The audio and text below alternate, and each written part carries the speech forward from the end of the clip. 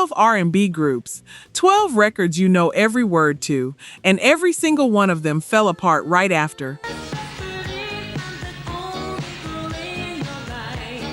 Some within months, one of them while the song was still climbing the charts. You've heard these songs your whole life, you just never knew what was happening behind them. Because for these 12, the hit wasn't the beginning of anything, it was the ending. Number 12, A Taste of Honey. You know that bass line. You've known it since you were a kid. But here's what almost nobody knows. That record was born out of pure frustration. Los Angeles, early 70s. Janice Marie Johnson and Perry Kibble put a band together and spent years grinding. USO tours, military bases here and overseas, rooms where nobody clapped. And one night at an Air Force club, the crowd just sat there, arms folded, stone cold. So Janice Marie got on the microphone and told that room, straight up, that nobody in there was too cool to dance, and that they were all going to move whether they liked it or not.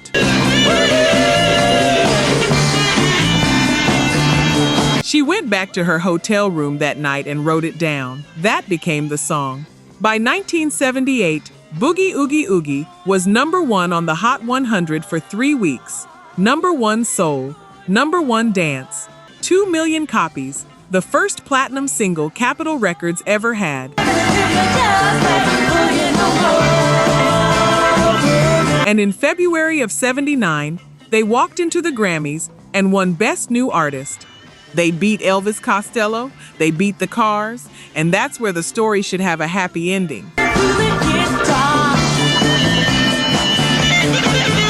But it doesn't, because the band that actually made that record, Janice Marie on bass, Hazel Payne on guitar, Perry Kibble on keys, Donald Johnson on drums, that band was already coming apart.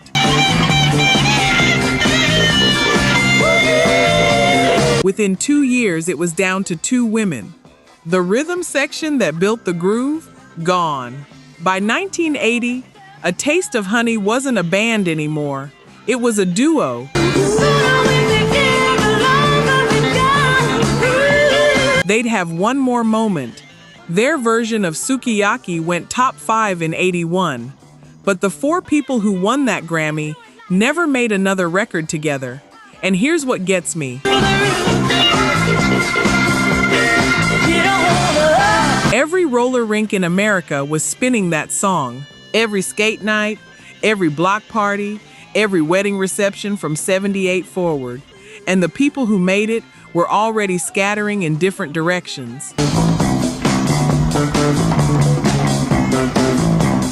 Perry Kibble, the man who co-wrote it, has since passed. He never got to see just how permanent that record became. Sometimes you build the thing that outlives you before you even understand what you built. Number 11, The Floaters. I need you to sit with this one, because the reason they fell apart had almost nothing to do with them.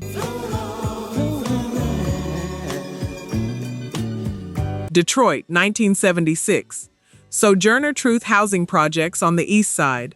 James Mitchell had already been in the Detroit Emeralds, and he pulled together his brother Paul, plus Larry Cunningham, Charles Clark, and Ralph Mitchell. No relation. Local guys. Club act. That's it. They cut a song where each man stepped up and introduced himself by his zodiac sign and told you what he liked in a woman. On paper, it should not have worked. It's corny. They knew it was corny. They delivered it so smooth and so sincere that it didn't matter. A DJ in New York dropped Float On the air during a break just to fill time. Phones lit up. Same thing happened in Cleveland, and ABC Records suddenly realized what it was sitting on. That song went to #1 on the Soul chart. #2 on the Hot 100, held out of the top spot by Andy Gibb and The Emotions, the two biggest pop records of 1977. #1 in the UK, #1 in New Zealand. The album version ran 11 minutes and took up an entire side of vinyl. Nobody cared. People let it play. And if you were at a basement party in the summer of '77 and the lights got low and somebody put that on, you already know exactly what that room felt like. Then the label got sold. That's it. That's the whole thing. ABC Records changed hands in 1978, and the second album, Magic, landed in the middle of corporate chaos and died on arrival. Third album on MCA died faster. Then came the fighting, money, direction, and a battle over who even owned the name The Floaters. Larry Cunningham and Ralph Mitchell walked in 1980. By 1982, the group was done. And here's the part that still bothers me. They did nothing wrong. They made a smash. They just happened to be standing on a floor that somebody else sold out from under them. Larry Cunningham passed in January of 2019. He'd been Larry the Cancer to millions of people for over 40 years, and most of them never knew his last name.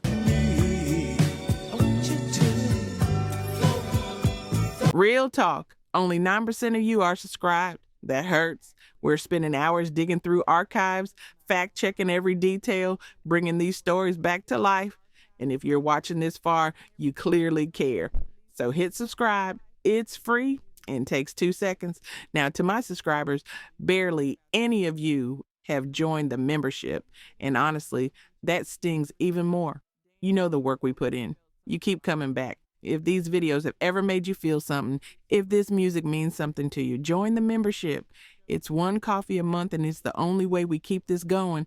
Let's build this together. All right, back to it. #10, Klymaxx. Before I say anything else, these women played their own instruments, all of them, in an era when that was almost unheard of for a black female group. Formed in Los Angeles in 1979 by drummer Bernadette Cooper, who also came up with the name. Cheryl Cooley on guitar, Lynn Malsby on keys, Lorena Lungs Porter Shelby out front, Robin Greider, and Joyce Finderella Irby on bass. A woman who used to stand outside concerts on the loading dock with her bass, hoping somebody would notice. Somebody did. They got signed to Solar, and by 1984, Meeting in the Ladies' Room and The Men All Pause had them on every radio in the country. Then came the ballad. I Miss You was written by Lynn Malsby, released in November of '85.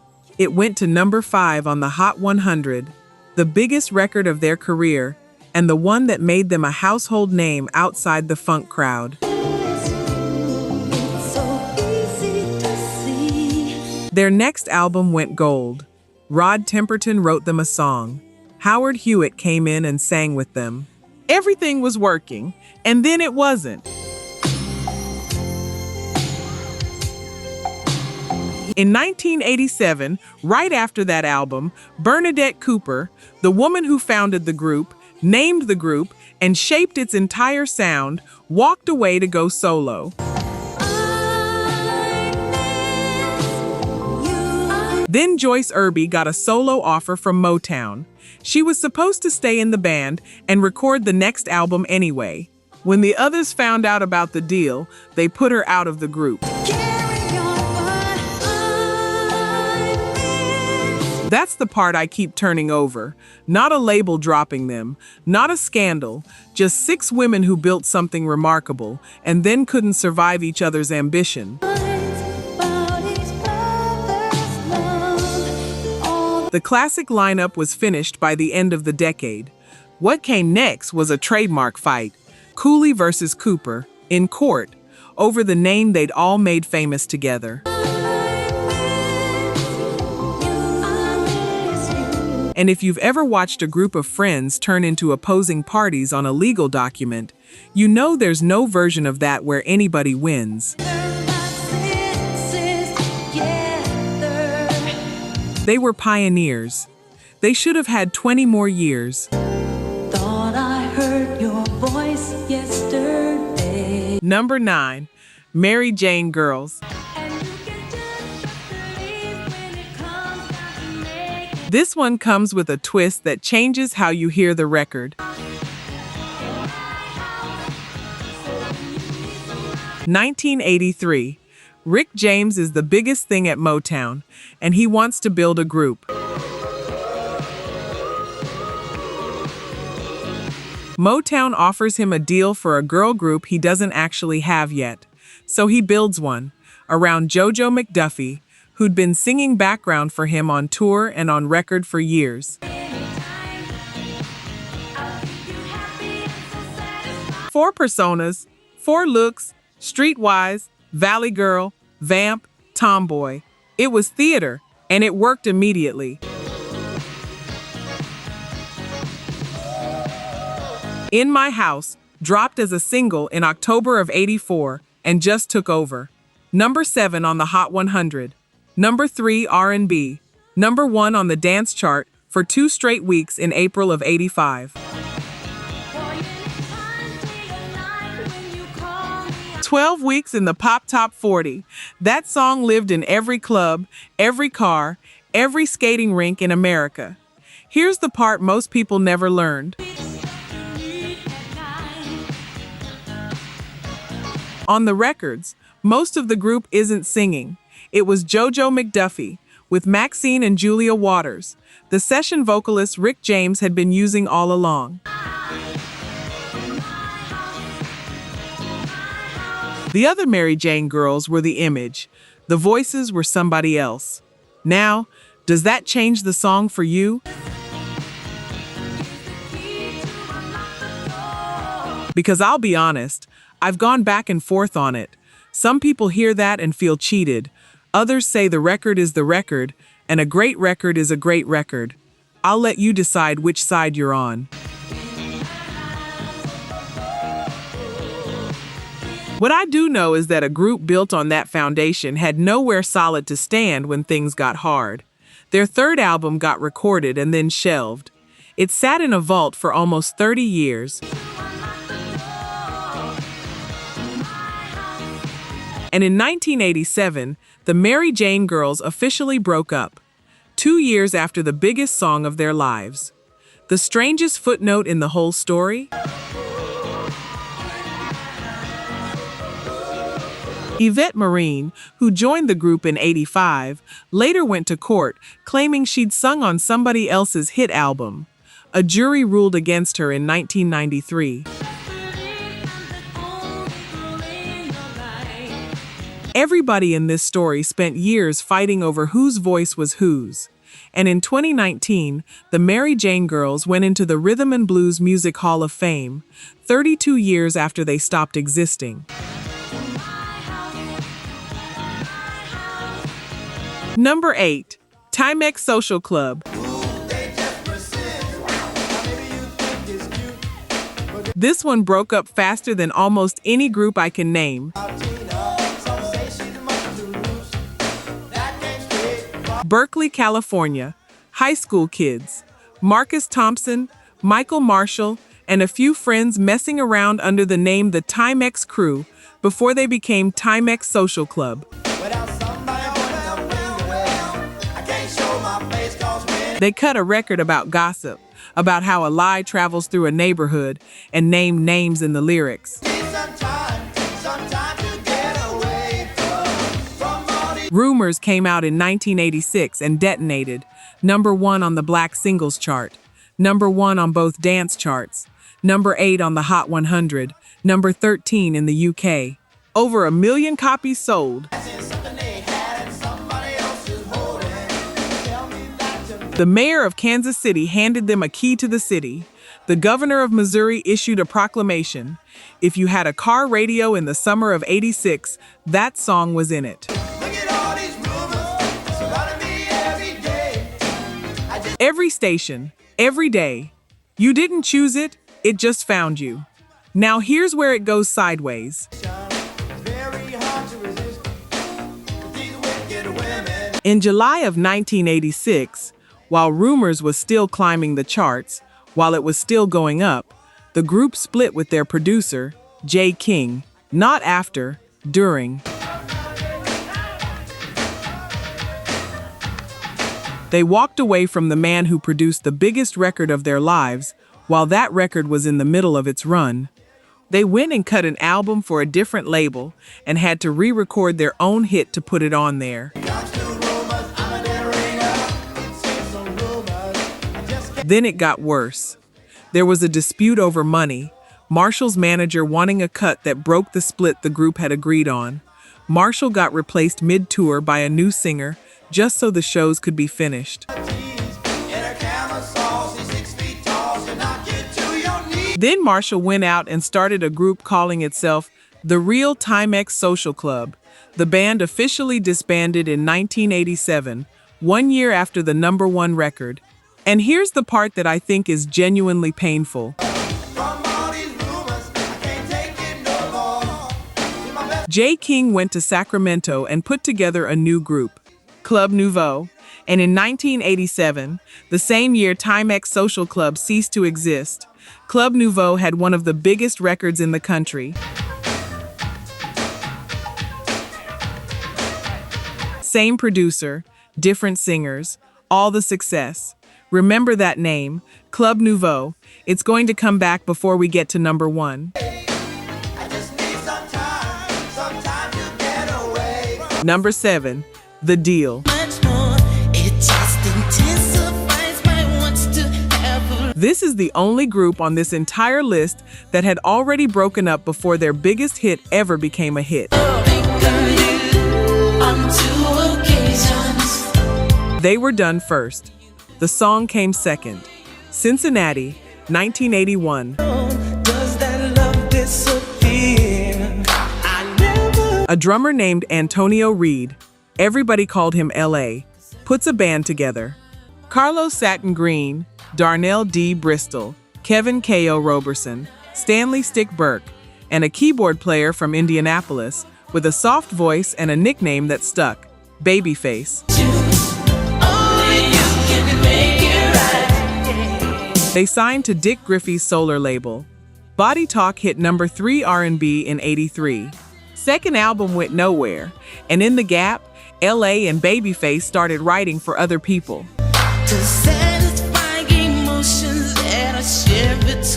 A Song for Pebbles, A Song for the Whispers. Those went top 10. By the time the third album came out, the two men driving the group had one foot out the door mentally and eventually physically. The band came apart.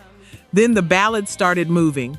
2 Occasions was released right at the end of 1987. It's the only song on the whole record with Babyface singing lead, and it climbed. #4 R&B, #10 on the Hot 100, their only pop top 10 ever. So the band got back together to promote a hit for a group that had already stopped being a group. You know how strange that must have felt? I go for broke if I could be with you. Standing on stage, singing your biggest song, knowing everybody in the room believes they're watching a band, and you all know you're watching a farewell. With all my heart now. They finished the run, and in 1988, L.A. Reid and Babyface left for good. What they built next was LaFace Records. I still love you.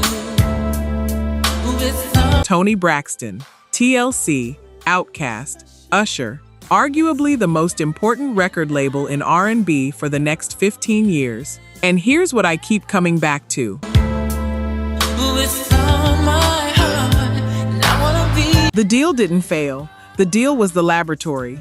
Everything that came after, the sound that ran the 90s, got worked out in that band first. I go for broke if I could be with. In March of 2016, at the BET Honors, all of them stood on a stage together again. First time in almost 30 years. It don't matter what the season is, I still love you. Number 6, Rude Boys. I'd argue this is the most underrated #1 record of the entire decade. I know some of you will fight me on that. Say your piece in the comments. Cleveland, Ohio, 1987. Two brothers, Joe Little III and Edward Buddy Banks, are singing in a local nightclub with their friends Larry Bingo Marcus and Melvin Cephas. And in that room, on that night, is Gerald Levert.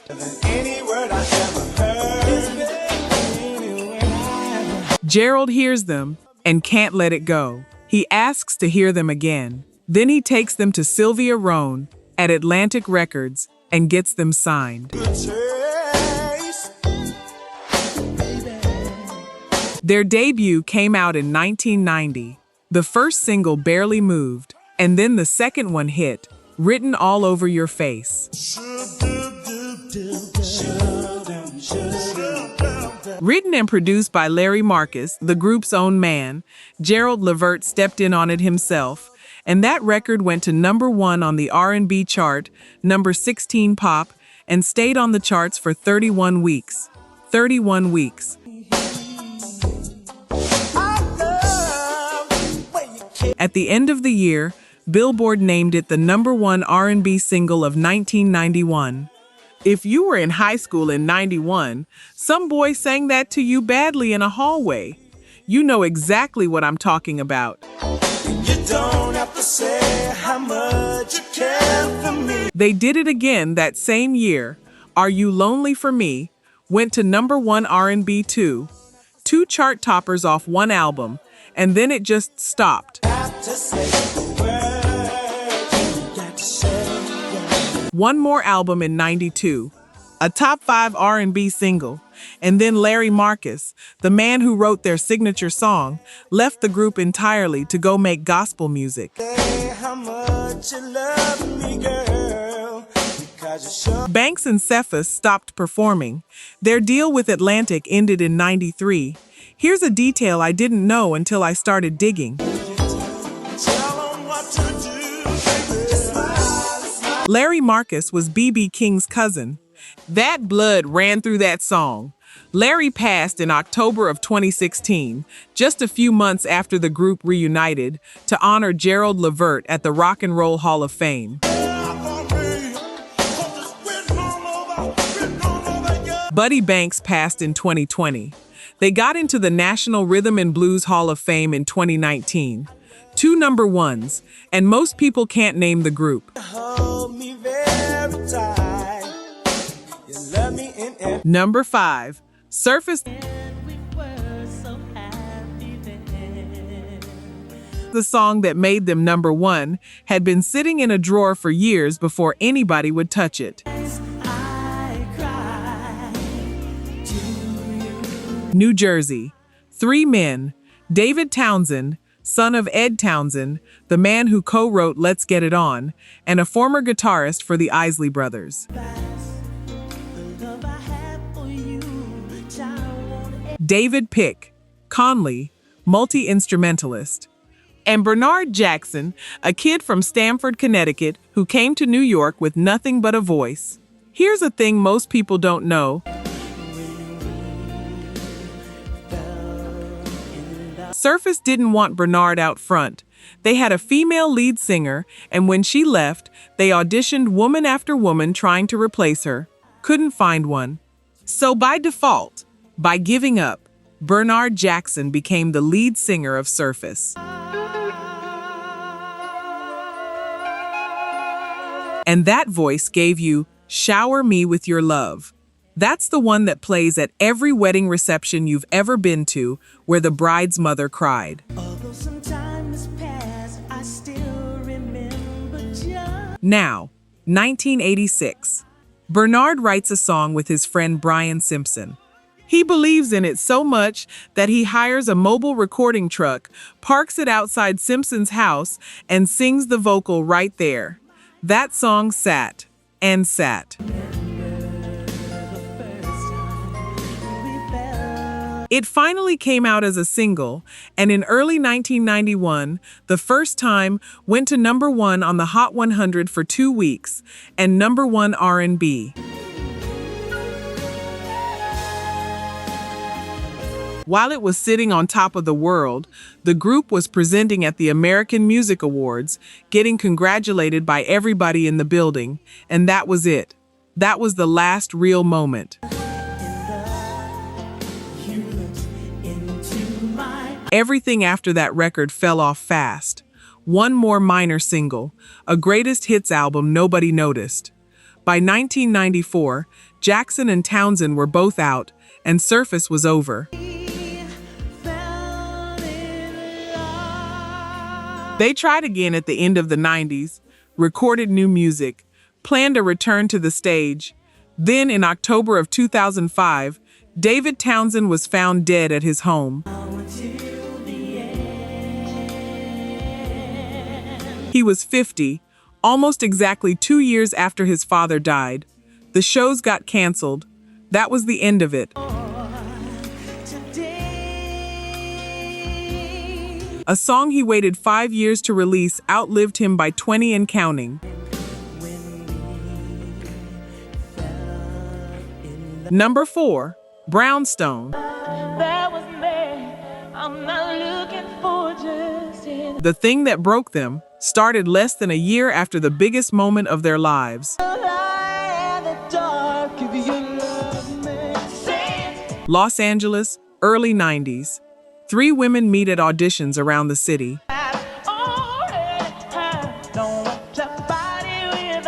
Nietzsche Gilbert from Detroit, Charmaine Maxie Maxwell, born in Guyana, Monica Mimi Doby from New Orleans.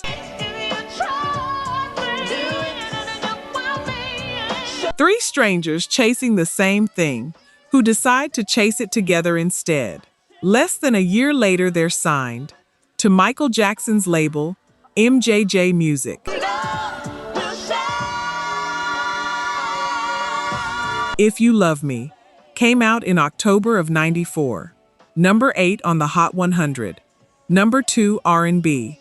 Platinum Album, a Billboard Music Award, and a Grammy nomination for Best R&B Performance by a Duo or Group.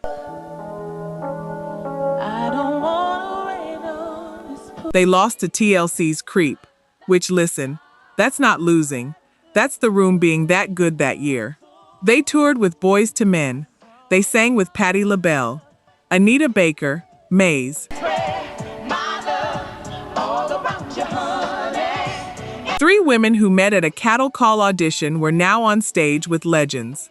And if you've ever gotten exactly what you asked for and then watched it start slipping through your fingers before you could even enjoy it, you already know where this goes.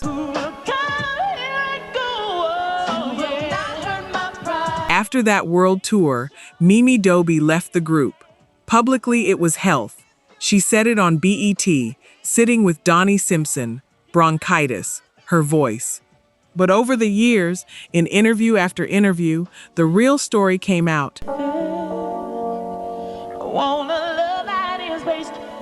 It was tension between the three of them. Whatever they built at those auditions had worn through. She was replaced. Then the replacement was replaced. Then another.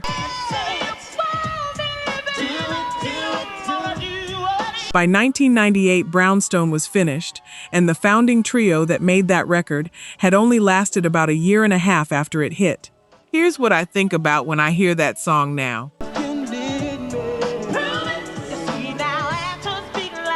3 women, no connections, no plan, who found each other in a city that eats people alive. That's the miracle, not the chart position. They just couldn't stay in the same room long enough to keep it.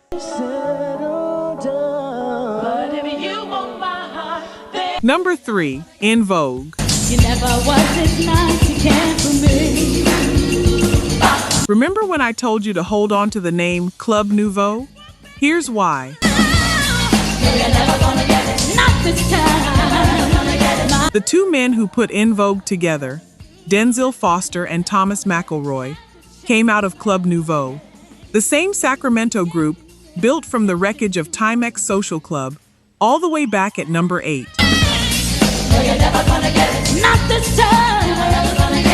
That thread runs straight through this list.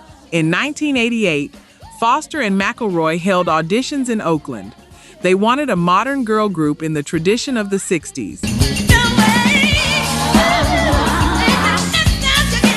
They planned for 3. Then Terry Ellis auditioned and they made it 4.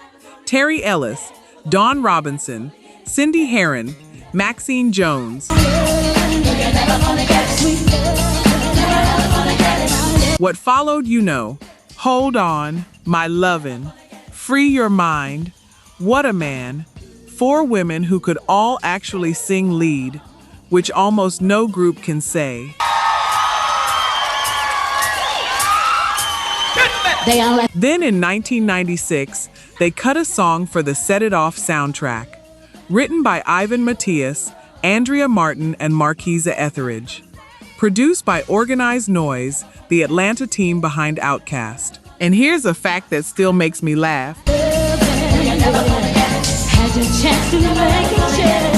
That song was originally floated for Mick Jagger, Don't Let Go, Love, number 2 on the Hot 100, and it sat at number 2 for 4 straight weeks. Now it's time for a breakdown. Never gonna get it, never gonna get it. Blocked by Toni Braxton, number 1 R&B, over 1.3 million copies, top 10 in more than a dozen countries, Grammy nomination, the biggest single of their entire career. Dawn Robinson sings the whole lead, and it's the last thing she ever recorded with them. In March of 1997, while the group was finishing the album that record was supposed to launch, contract negotiations stalled. Dawn had to choose, the group or a solo deal. She chose the deal and signed with Dr. Dre's Aftermath. The album came out without her, and In Vogue spent years after that in lineup changes and legal fights over the name. And you already know which 4 women you picture when somebody says In Vogue. You don't have to think about it. That's the cost of that decision, not chart positions, the picture in your head. Number 2, B2K. Come over here, let me talk to you for a minute. Yeah, I gotta tell you something. The timing on this one is almost unbelievable. The way you're shaking that sexy body shaped like an hourglass. Los Angeles, 4 teenagers, Omarion, Lil Fizz, Raz B, and J Boog, put together and managed by producer Chris Stokes. On this floor. Stop teasing me, baby. Yeah. I want you. Debut single in late 2001. Debut album in 2002 goes to number 2. They're on the Scream Tour. They're on every magazine cover in your little sister's bedroom. More shaking, mommy. Let's ride. I'm your Clyde. You can be my Bonnie. See you the type for me. Then in October of 2002, they release a single with Diddy on it. But I gotta spin, mommy. Put up your hands for me. That's how you dance for me. Shake it like you can, honey. Bump, Bump, Bump hit #1 on the Hot 100 on February 1st, 2003, and the record it knocked out of the top spot was Eminem's Lose Yourself. 4 black teenagers from LA ended the biggest song in America. Your body go bump, bump, bump. I like this right here. Come on. It was their first top 10. It was also their last. They won a Kids' Choice Award that year. They filmed a movie together. I wanna get you to myself, you and me and nobody else, and do the. And on January 30th, 2004, You Got Served hit theaters and went straight to #1 at the box office over Super Bowl weekend, beating everything else that opened. Baby. I like it when They were the biggest thing in the country that month. And that same month, January 2004, Chris Stokes announced that B2K had broken up. Scream for more. Give me more. Let's go. Don't stop. Their movie is #1 in America. Kids are lining up around the block. And the group doesn't exist anymore. Fizz, Raz B, and J Boog put out a joint statement ending their relationship with their manager. Show me. Turn around and 3 of them said money had been mishandled. All they said publicly was that they wanted to be treated fairly. Omarion stayed with the management and went solo. behind closed doors. 2 months later, the label put out a greatest hits album for a group that had been together roughly 3 years. And here's what I sit with. Yeah, bum, bum, bum. The way you're doing that digging me. That's right. Those were kids, teenagers, handed the #1 song in the country and the #1 movie in the country in the same 12 months, and no version of adulthood that prepared any of them for what to do next. It's so right from it, man. She can move it. Love when she dance to the music. Make me wanna. They've reunited since. Tours, arenas full of people who never stopped loving them, but that boy band, at that height, only got 1 year at the top. Yeah, let's do it, y'all. #1, DeBarge. It's right there at your feet. Well, I know a place where we can dance before This wasn't a group that broke up. This was a family that got taken apart. the night. Oh, yeah. Grand Rapids, Michigan. 10 children. A mother, Ederline, who sang gospel and pushed every one of them. And a house that was harder than anybody outside it knew. The oldest brother, Bobby, got out first. He became the falsetto lead of Switch, brought to Motown by Jermaine Jackson himself. And then Bobby turned around and produced the first album by his younger siblings, Eldra, Mark, Randy, and Bunny, DeBarge. Can leave them all behind. Oh, the rhythm. All this love, time will reveal. Love me in a special way. That's the sound of Sunday afternoons in a whole lot of houses. Get out, step out into the street where all of the action. Then in 1985, Motown handed them a song written by Diane Warren, produced by Richard Perry, tied to a movie, Rhythm of the Night. #3 on the Hot 100, #1 R&B, #1 Adult Contemporary, the biggest record the family ever made, and it only got knocked off the top of the R&B chart by We Are the World. Now look at the album cover. Elle's picture is enlarged, everybody else got shrunk down, and the singles didn't say DeBarge, they said Elle DeBarge with DeBarge. James later said he had no idea where the studios even were, and the only song he actually sang on was the title track. Bunny was asked to come in and sing over the background parts. The family was already being dismantled on the packaging before anyone announced anything.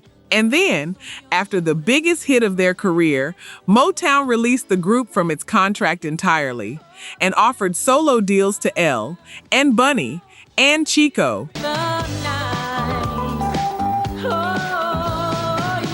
Not the group, 3 individuals out of the group. By the end of 1985, it was over.